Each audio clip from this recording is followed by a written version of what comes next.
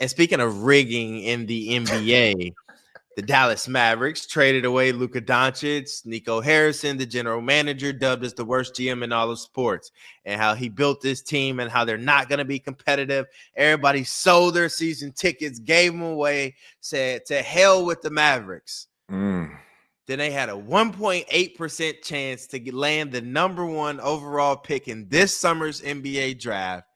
And I'll be damned. They are the number 1 overall pick in this year's draft. And they go get my boy Cooper Flag from Duke. You feel me? Go Duke. You feel me? Now, who knows if a Tar Heel has been drafted recently? That's another story. But why we bring that up? Just saying. Sorry. I went to Southern Illinois. We both went to Southern. But who did Mycole root for while we were still at Southern, North Carolina? He wasn't watching Southern Illinois. Hey, look, man. The whole point of all of this is Nico Harrison is a genius. He knew this was going to happen. No. He knew this shit was going to happen. He spoke it into existence. It's all on him. He looks like he knows exactly what he's talking about. He set it up exactly how he wanted to. He's going to get a player that's ready to work, that's going to be in shape from day one. So you think they good? Do I think they good? You think they contenders right away? Man, look, I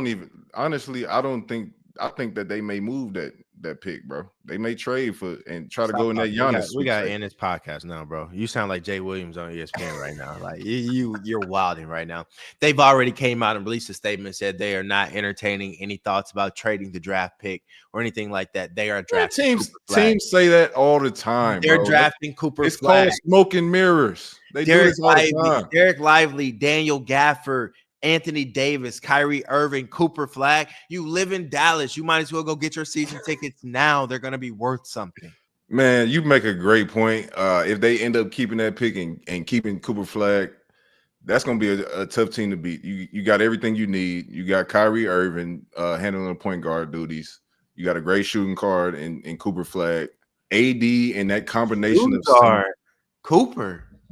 Where you got him at? Small forward. Okay, same thing. That's interchangeable in this day and age in the NBA, bro. It's interchangeable. He had a 35-inch vertical. I don't know about that shooting guard. Unless you jumping out the gym like AE.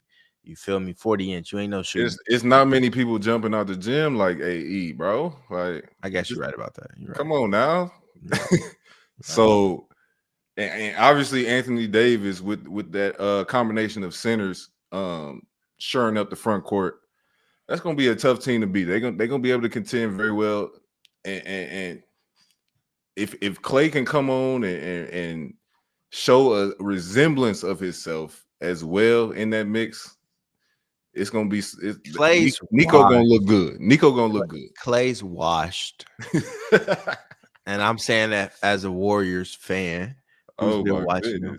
He's washed. His best days are beyond him. But Clay, but I'll say this about Clay. I think he's built to play on a good team. Like he's not a guy that's gonna pick up a team and really put them on their back. He gonna be the guy that is gonna make timely shots when the ball is getting moved around because the offense is flowing how it's supposed to flow. You know what I'm saying? I feel like he's a guy that he can be that guy, but mentally, like it's hard to be that guy when you're so used to being the guy. Like, and like being the splash brother for so long, where it's like it's hard to just come in and find your rhythm, when you may be coming off the bench or you may only play 20-25 minutes a game compared to the 40 you used to play. I don't know. But I still do like what Nico Harrison put together before luckily landing the number 1 draft pick. Now I like it even more. So I had always said, look, I understand. And especially the way the Timberwolves put Luka Doncic on display defensively.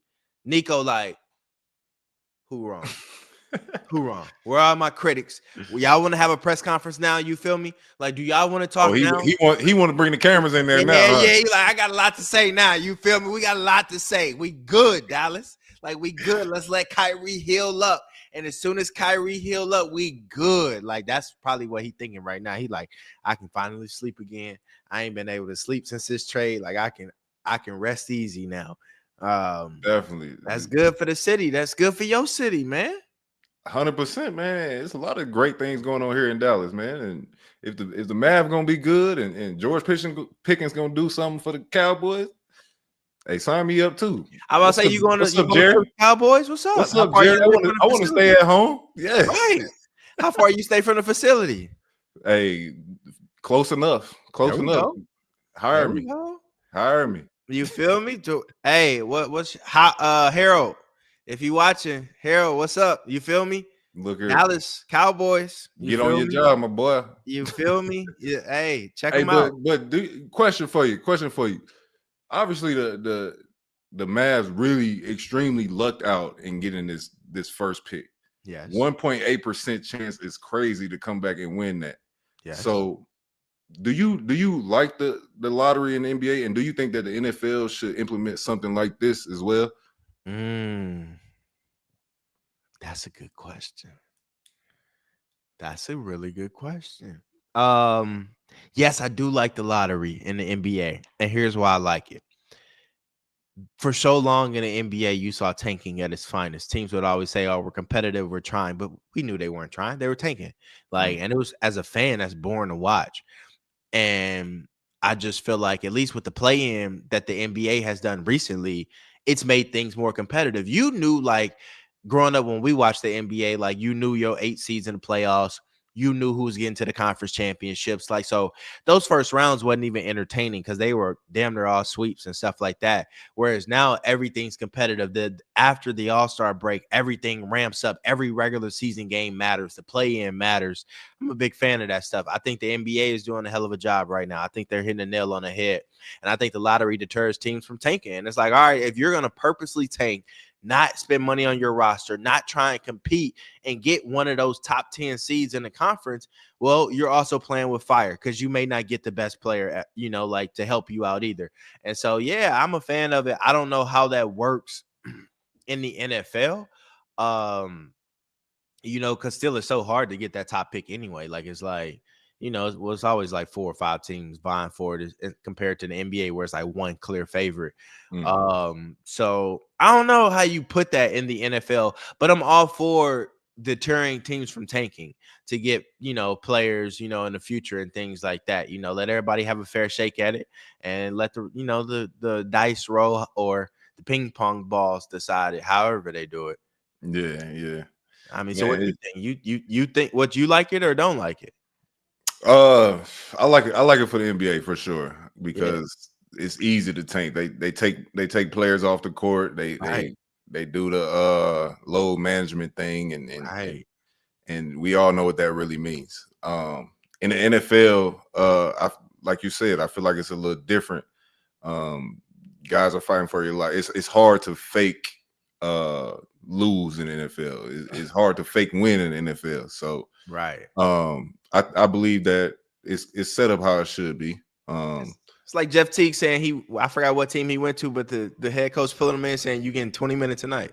That's it. Yeah. Like, that's it. Like, You and it's can't like, do that. You can't do that exactly. in the NFL because it's this package and that package, and guys can end up being out there getting hurt. Like, okay, Facts. you only gonna play this amount of time, blah blah. Well, my body ain't ready for when you need me the most, type thing. Facts. So And speaking for this from the fan, I mean, you not from your point of view, but shit, these tickets cost a lot of money. So excuse my language, but I mean, fans paying a lot of money to get in these games and to go watch these players play. I mean, I'm looking at some playoff tickets, and man, just to get in the lower bowl, they talking like $1,000 a ticket, and it's like, just to get in the door. It's like, so if you talk about paying a ticket price like that, and then you find out 3 players out and resting, quote yeah, unquote resting because they tank. Oh man, I'm livid. You feel me? Like, so yeah, it's definitely. bad for the game. It's bad for the fans, bad for everybody involved. And I think, true, that's probably a good stopping point for us this week because we could keep rambling. But I just think before we put an end on this episode, I gotta address that Cole. He lost the bet, and I think I said on these episodes here that Cole doesn't pay up. There's no good in betting Cole because he gets what we bet. He doesn't pay. He says, "I'll get you back," or he just flat out disregards and be like, "Oh, let's do it again. Let's run it back." Cole, and I'm so glad that we talked about this on a podcast because I said Cole was gonna have to do a lot of editing, and if I find this clip, I'm gonna add it right here if I feel like doing all that editing. But I said if the Lakers lose versus the Timberwolves, Cole had to do all the editing for our next episode. Here we are on our next episode. Cole, you doing all the editing? Look, bro, I'm gonna have to see that clip because I feel like it was some nuance to the bet that you're skipping out on. Like, do y'all hear what I had to do? I don't know if I just bet straight up on the Wolves versus Warriors, especially. What else would we have bet on? Especially seeing some of those games, bro. I think we bet on like a sweep or something like that. Something like that, bro. It couldn't have been that straight up. I just want our viewers to know. This is how Mycole has been since I met him. Hey, just know, hey, when you prove me wrong, I'll do the editing. So, hey, you put it on this episode. Do you see how he's manipulating this now? Not only did he lose the bet, now I got to go find the evidence, send it to him for him to do what he was supposed to do. I'm done. We're done with this episode, bro. This is how it is with Cole. Like, this is our friendship. I'm not paying. Bye, man. All right, we'll see y'all next week for the next episode. All right.